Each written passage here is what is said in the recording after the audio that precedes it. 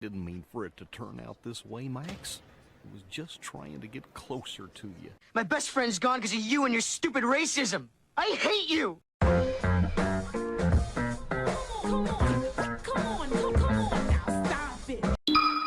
You know, I think I have a pretty weird and awkward relationship when it comes to Disney, similar to other people. Cause on one hand, like, yeah, I'm completely aware of the fact that there's some huge ass multi-billion-dollar company that doesn't care about you. And if they were given the choice, they would buy everything you love and shamelessly remake it in a worse state and for a higher price. But hey man, I ain't gonna front, they made some pretty good movies, especially during the Renaissance eras. Them shits went crazy. Touted to be some of the most instant classic and memorable movies the company has ever made. And one of my favorite Disney Renaissance movies slash the greatest Disney movie of all time has gotta be 1995's A Goofy Movie. But Tahj, that doesn't really count as a Disney Renaissance. Nope, nuh-uh, fuck you. If you look up the timeline for the Disney Renaissance, it happened from 1989 to 1999. This movie was released in theaters in 1995, and even if a different Disney studio made it, it's still a Disney movie, and a damn good one at that. It's insane to think that there's an animated movie that tells a really sweet and emotional story about a single father and his teenage son wanting to fix and rekindle their relationship with each other, while simultaneously being a really fun animated road trip movie, while on top of that being a banger musical. But the most wildest thing about the movie is that the main father character is GG Goofy Goof. That's actually his real name, and to be honest, it's quite a feat. I could go on and on about this movie, and today I won't actually. Hey, if you're not gonna talk about a Goofy movie, why do you keep bringing it up? Hey, why are you even asking questions? You do know this is a video, right? I can't answer you back. This is pre-recorded. But yeah, anyway, 5 years after this movie, we're in the new millennia, the 2000s, and a lot of shit is happening. The PS2 gets released, Aaron Carter drops his hot new album, Aaron's Party, I'm born into this shithole we call Earth, and Disney is doing what they do best, and that's blatantly pandering to people's nostalgia towards the Disney Renaissance by making crappy direct-to-DVD sequels of them. Well, crappy's a little bit harsh. They were more of a mixed bag. But yeah, I'm guessing a Goofy movie did good enough in theaters to warrant a sequel, and that sequel we got was an extremely goofy movie. And well, I mean, it's not really good, but it's not bad either. It's a fun time, but not as fun as the first one. It's weird and memorable, but oh hell, just play the over-edited clip so we can start.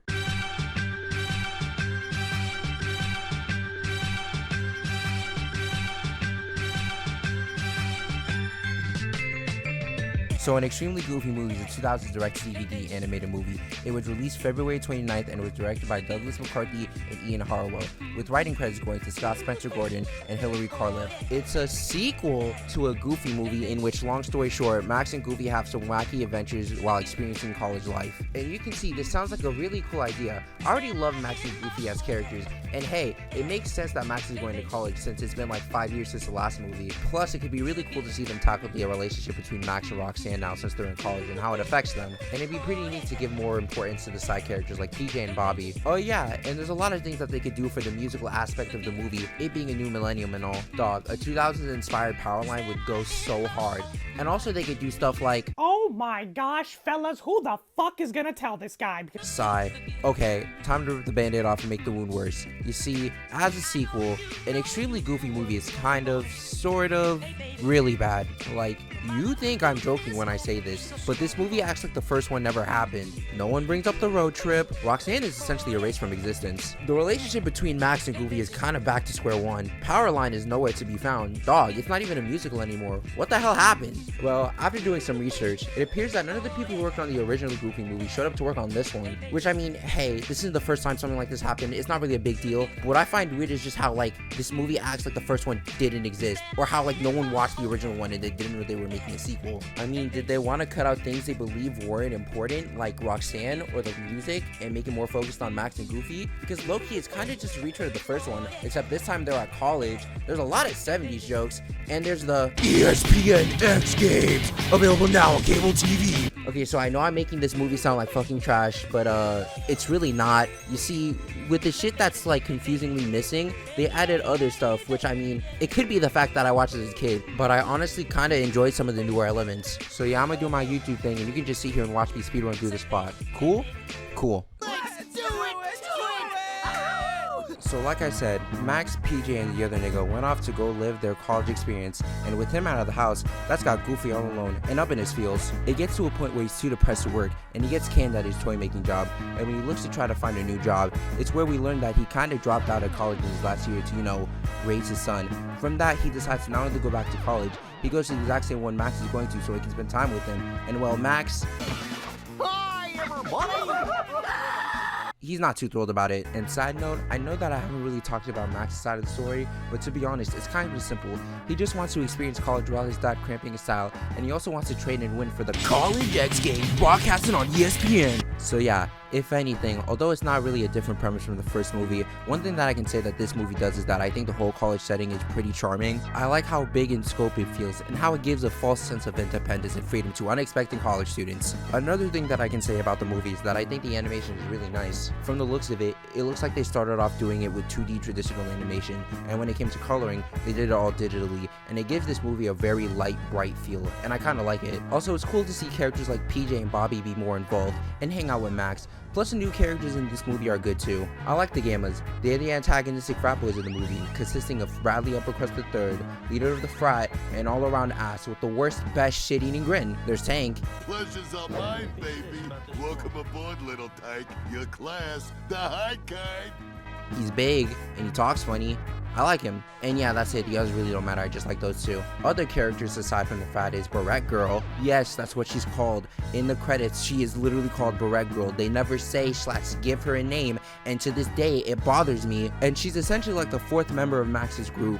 She's got a whole artsy poet vibe thing going on, and I mean, she's no Roxanne, but she's pretty cool. Plus, she's a college student, so that means she's legal, is what I would say if I was a furry, but I'm not. So yeah. There's also Sylvia, and she's a college librarian. She's really cool too, with a very nice personality, and she's also going out with Goofy. Wait a minute, Goofy fucks? You know, Goofy, you're pretty groovy.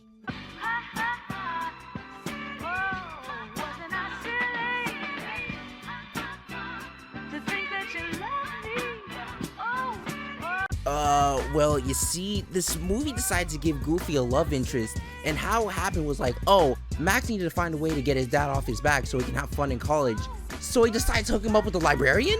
P.S. He also gets Goofy to join the Gammas, but I don't really care. And like, on one hand, it's weird thinking about Goofy being with someone. On the other, however, it kinda works, and I find them surprisingly cute together.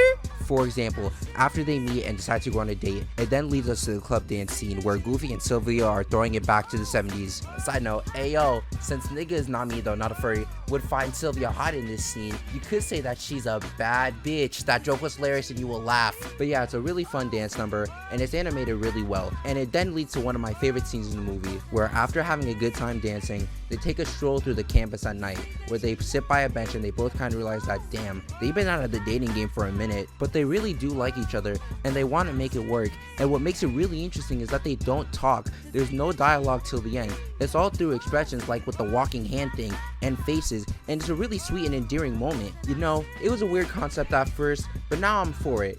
Yes, Goofy does fucks. But yeah, after that we get a montage of the Goofs living their lives in college. Then we go to the first competition of the X Games on ESPN. Max's team barely makes it, and the Gammas win, all thanks to Goofy showing them up. They have a fight. Goofy has this really neat trippy scene, and he starts to lose focus and question if he should drop out.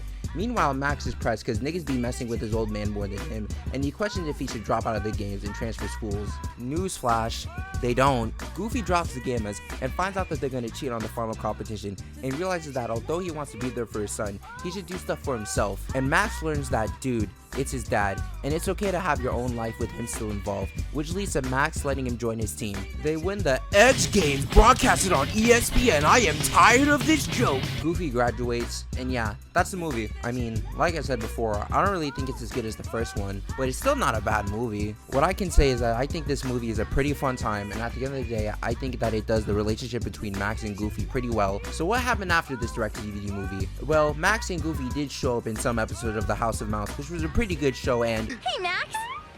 Hey, wait a minute. anyway, what else? There was Disney's Once and Twice Upon a Christmas.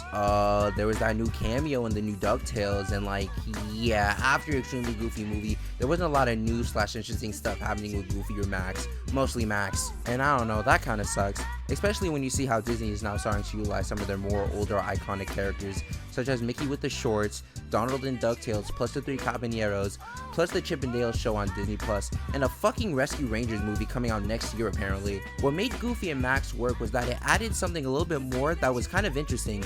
Goofy was still like the same old bumbling oaf that we all knew and loved him for, but this time he was also a dad who cared about his kid. And it also helps that Max, whether him being depicted as a rambunctious kid or an anxious, socially awkward teen, he was relatable and also very likable. They work well off each other, and it really says something that an interpretation of Goofy that came out in like the late 90s is still one of the most memorable things about him. I'd love to see some new Goofy family content, something like a more modern rendition of Goof Troop with like a teenage Max, and hey, they could probably bring back Sylvia and do like a whole stepmom thing, which I think would be pretty cool. However, that seems kind of like a stretch and a thing that Disney won't do since they're too busy milking their other intellectual properties that they bought, which sucks. But hey, at least these 2 movies exist, and I can always go back and watch them whenever I want to see a father and his son get along, all while being a little bit goofy. This has been Tahj Talks, and no, I'm not a furry. I'm really not. I'm just saying, if furries were to watch this movie and got some ideas, they could. Roxanne isn't the only one, nigga, is what I would say as if I was a furry,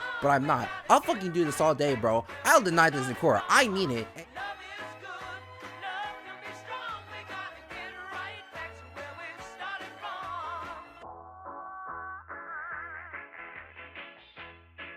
He is so goofy.